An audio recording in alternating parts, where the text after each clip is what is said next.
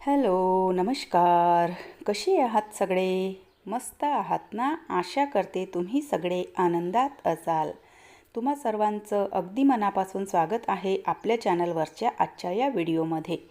तर आजच्या व्हिडिओची सुरुवात सकाळच्या मॉर्निंग वॉकपासून झालेली आहे. आता वाजलेले आहे 5:30 आणि रोज सकाळचा असा जो फेरफटका आहे तर तो मी चालू केलेला आहे.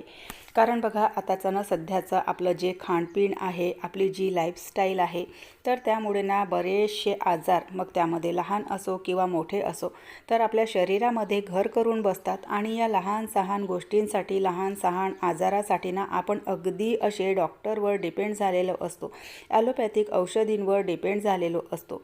तर त्यामुळे ना थोडंसं म्हणजे स्वतःच्या जीवनामध्ये ना थोडासा बदल आपण केला की सकाळी सकाळी थोडासा व्यायाम करून घेतलं किंवा सकाळी सकाळी थोडासा मॉर्निंग वॉक करून घेतला, तर या अगदी छोट्याशा बदलामुळे बघा आपल्या जीवनामध्ये ना खूप असे पॉझिटिव्ह बदल आपल्याला बघायला मिळतात. एक तर बघा जेव्हा आपण सकाळी लवकर उठतो ना, तर त्यामुळे आपला अख्खा दिवस चांगला जातो आणि कामांची सुद्धा तेवढी दगदग होत नाही. आणि दुसरी गोष्ट म्हणजे आपण फिजिकली सुद्धा फिट राहतो. तर सध्याच्या याच्यामध्ये ना थोडासा हा सकाळचा फेरफटका मी चालू केलेला आहे. मागे ना हार्टचा थोडासा त्रास झालेला होता. मागे बघा महिनाभर ना माझे व्हिडिओसुद्धा बंद होते, तर त्यामुळेच बंद होते. आणि सोबतच पुन्हा आणखी दुसरेसुद्धा कारण होते, पण ते सुद्धा एक कारण होतं. तर त्यामुळे मग ना तेव्हापासूनच सकाळचा थोडासा मॉर्निंग वॉक मी चालू केलेला आहे. कारण अगदी खूप असं औषध घेण्यापेक्षा ना थोडंसं हे जे फिजिकली ज्या काही गोष्टी असतात, म्हणजे एक्सरसाइज असेल किंवा मॉर्निंग वॉक असेल, तर त्या मी सध्या चालू केले आहे. तर 6 वाजता आज आम्ही रिटर्न झालेलो. रोज 6:15 6:30 या दरम्यानमध्ये आम्ही फिरून येऊन जातो, पण आज थोडंसं यांना लवकर जायचं होतं. तर त्यामुळे मग थोडंसं लवकरच निघालो आणि लवकरच घरी आलो. तर आल्या आल्या बघा सगळ्यात आधी ना माझा जो चहा आहे तर तो ठेवला आणि त्यानंतर इथे स्वयंपाकाची माझी तयारी चालू झाली आहे. तर बघा ज्याही पालेभाज्या वगैरे आपण बनवतो तर त्यांना ना छान असं 2-3 पाण्याने खूप असं धुवावं लागतं. कारण खाली ना खूप अशी माती राहते आणि थोडंसं धुताना ना थोडंसं मोठंच भांडं घ्यायचं. लहान भांड्यामध्ये जेव्हा आपण धुतो ना तर त्यामध्ये ना व्यवस्थित भाजी काही धुतल्या जात नाही आणि मग फोडणी करते वेळी बघा ती ना खूप अशी कचकच वाटते. तर त्यामुळे अशा प्रकारचे जे टब वगैरे असतात तर त्यांचाच वापर करायचा भांडी वगैरे म्हणजे भाजी वगैरे धुण्यासाठी. तर इथे सगळी भाजी वगैरे धुवून घेतली आणि आता बघा उन्हाळा सुरू झाला आहे. तर उन्हाळ्याच्या दिवसांमध्ये ना आपल्या जेवणामध्ये पालेभाज्या, जे काही सॅलेड वगैरे असतात तर त्यांचा वापर थोडासा जास्त करायचा. तर या ज्या गोष्टी आहेत त्या आपल्या शरीराला ना थोडंसं थंड ठेवतात. आणि सध्या उन्हाचं जे तापमान आहे तर ते ना या 4-5 दिवसामध्ये ना इतकं वाढलं आहे. तर त्यामुळे स्वतःकडे थोडंसं लक्ष देणेसुद्धा खूप असं गरजेचं झालं आहे आता. तर छान अशी भाजीला ना फोडणी करून घेतली. आणि जेव्हाही आपण अशा पालेभाज्या बनवतो तर त्यामध्ये बघा थोडंसं ना चिली फ्लेक्स घालायचं, त्यामुळे ना भाजी छान अशी चटपटीत होते. तर इथे थोडंसं मी चिली फ्लेक्स घालून घेतलं. सगळी जी मेथीची भाजी होती ती ना कट करून घेतली. भाजीचं प्रमाण आज थोडंसं जास्त होतं आणि कढई माझी जी आहे तर ती छोटी पडली. तर त्यामुळे बघा थोडीशी जी भाजी आहे तर त्यामध्ये आपण जेव्हा चम्मच चालवतो तर त्याला थोडासा प्रॉब्लेम जातो. तर ही जी भाजी आहे तर बघा ही सगळी मी ना कढईमध्ये ओतून घेतली आणि त्याला ना थोडंसं झाकून ठेवलं की सगळी जी भाजी आहे ना तर ती अगदी चिमून जाते आणि व्यवस्थित मग चम्मच चालवता येतो. तर एका वाफेवर बघा थोडंसं असं झाकण ठेवून घ्यायचं आणि त्यानंतर भाजी जी आहे तर ती अगदी ना सुकायला लागते. तर त्यानंतर मग चम्मच वगैरे ना व्यवस्थित चालवता येतो. तर अशा प्रकारे ना ही जी भाजी आहे तर ती मी फोडणी करून घेतली आणि त्यानंतर पोळ्या वगैरे बनवून घेतल्या आणि यांचा टिफिन पॅक करायला घेतला. कारण आज ना हे अगदी 7 वाजताच निघणार आहेत आणि रात्री यायलासुद्धा उशीर होणार आहे.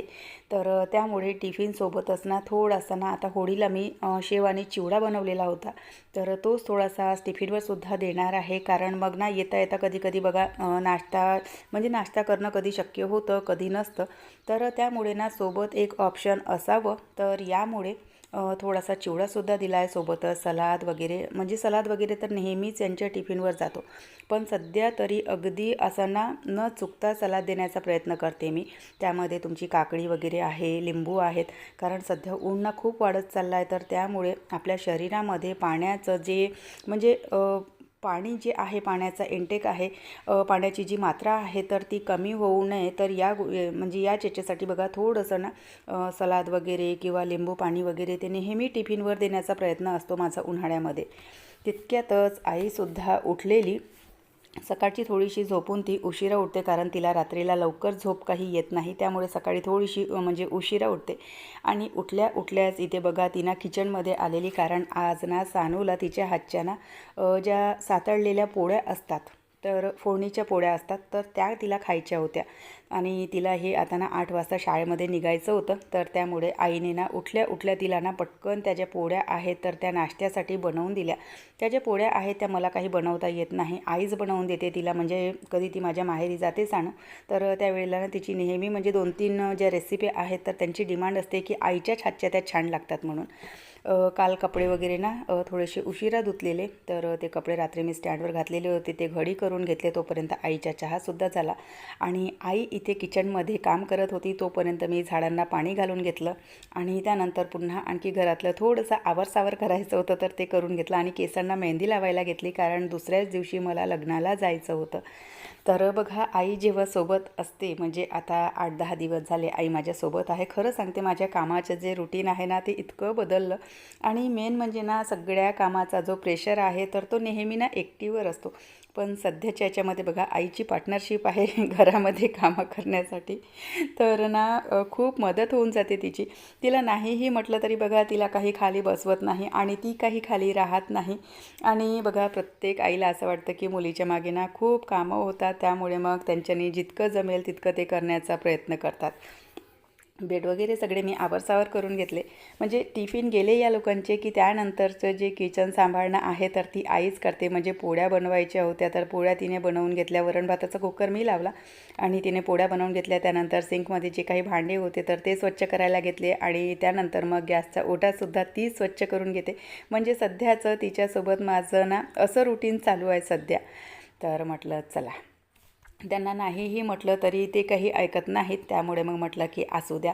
त्यांच्यानी जोपर्यंत जमते तोपर्यंत म्हणजे ते सुद्धा कामं करतात. आणि एका अर्थाने बघायला गेलं तर बघा थोडंसं शरीराची हालचाल होत राहणेसुद्धा गरजेचं असतं. माझी फरशी वगैरे मी पुसून घेतली आणि त्यानंतर ना मला ना व्हिडिओचं थोडंसं काम करायचं होतं. तर जेव्हा कधी मला आता सध्याच्या परिस्थितीमध्ये घाई असते ना तर देवपूजासुद्धा आईच करून देते. म्हणजे इतकी तिची मदत होते मला. तुम्हाला खरं सांगते ना की ती असली ना की माझ्या जीवनातले अर्धे जे टेन्शन आहे ना तर ते माझे कमी होऊन जातात. तर इथे तिने ना छान अशी देवपूजा करायला घेतली आणि किट्टूचे ना पेपर चालू आहेत आणि तिला मी अभ्यासाला बसवलं आणि तिचं बघा अशा प्रकारे ना म्युझिक क्रिएट करणं चालू होतं. तर तिच्याकडे जसा कॅमेरा केला तर लगेच अभ्यासाला लागली ती. त्यानंतर मग मी सुद्धा माझी ना केसांना मेहंदी लागलेली होती, तर केसंसुद्धा धुवून घेतले आणि थोडासा स्किन केअर करून घेते. स्किन केअर काही फारसा नाही, पण बघा अंघोळ झाल्याच्या नंतर ना थोडासा मॉइश्चरायझर चेहऱ्याला लावून घ्यायचा, कारण स्किन खूप ड्राय होते. आणि उन्हाळा जरी असला तरी बघा हातांना लोशन म्हणजे काहीतरी लोशन वगैरे असं लावणे ना खूप गरजेचं असतं. आणि सोबतच जी सनस्क्रीन आहे तर ती खूप अशी मस्ट असते. माझ्या चेहऱ्यावर ना पिगमेंटेशनचा थोडासा त्रास आहे, तर त्यामुळे न चुकता मला सनस्क्रीन जी आहे तर ती यूज करावीच लागते. तर त्यामुळे ना म्हणजे डेली न चुकता सकाळ संध्याकाळ ना सनस्क्रीन मी लावते. आणि आपण विचार करतो की घरीच तर राहायचं आहे, कशाला सनस्क्रीन वापरायची. पण ज्यांना पिगमेंटेशनचा प्रॉब्लेम असेल तर त्यांनी सनस्क्रीन जी आहे तर ती सकाळ सायंकाळ न चुकता लावून घ्यायची. सनस्क्रीनमुळे ना आपली जी स्किन आहे ना तर ती बऱ्याचशा प्रॉब्लेमपासून ना सेफ राहते. मोबाईलवर आपण काम करतो, किचनमध्ये काम करतो, तर त्यामुळे बघा हीट आपल्या चेहऱ्याला डायरेक्टली इनडायरेक्टली लागते. तर त्यामुळे ना पिगमेंटेशनचा त्रास पुन्हा वाढतो. तर त्यामुळे ना सनस्क्रीनचा वापर नेहमी करायचा ज्यांची स्किन पिगमेंटेड आहे त्यांनी. तर आईची इथे आरती सुरू होती. त्यानंतर ना माझं थोडंसं एडिटिंगचं काम राहिलेलं होतं, तर ते मी करून घेतलं. फारसं असं ना लॅपटॉपवर एडिटिंगचं काम मी करत नाही, पण सध्या माझ्या मोबाईलची ना चार्जिंग खूप कमी होती, त्यामुळे त्याला ना चार्जिंगला टाकलं. आणि लॅपटॉपवर ना थोडंसं ना म्हणजे प्रॉब्लेम जातो, कारण मोबाईलमधून सगळे जे फोटो आहे व्हिडिओ आहे तर ते लॅपटॉपमध्ये आधी ना सेंड करावे लागतात आणि त्यानंतर मग कुठे तिथे ना सगळं म्हणजे एडिटिंगचं जे काम आहे तर ते होते. पण मोबाईलमध्ये चार्जिंग काही होती नाही, त्यामुळे मग इथे थोडंसं लॅपटॉपवर करावं लागलं मला. आणि खूप असा प्रॉब्लेम जातो लॅपटॉपवर करायला, कारण आपल्याला कशी मोबाईलची सवय झालेली असते, तर त्यामुळे लॅपटॉपवर मला ना थोडासा प्रॉब्लेमसुद्धा जातो. तर एडिटिंगचं काम आटोपलं आणि त्यानंतर ना कपडे मी मशीनला लावलेले होते. जेवणं खाणं वगैरे सगळं आटोपलं आणि त्यानंतर जे कपडे वगैरे होते तर ते सुद्धा सुकायला घातले. तर असं असतं माझं सध्याचं आईसोबतचं रुटीन. तर चला, आजचा व्हिडिओ मी इथेच संपवते. आशा करते तुम्हाला आवडला असेल. व्हिडिओ कुठे जरी आवडला असेल तर लाईक करा. चॅनलवर पहिल्यांदा आले असाल तर सबस्क्राईब करा. बेल आयकॉनसुद्धा क्लिक करा, जेणेकरून माझ्या येणाऱ्या व्हिडिओचं नोटिफिकेशन तुम्हाला असंच मिळत राहील. व्हिडिओ कसे वाटतात न चुकता कमेंट करून सांगत चला. आपण भेटूया नंतरच्या व्हिडिओसोबत. बाय. हर हर महादेव.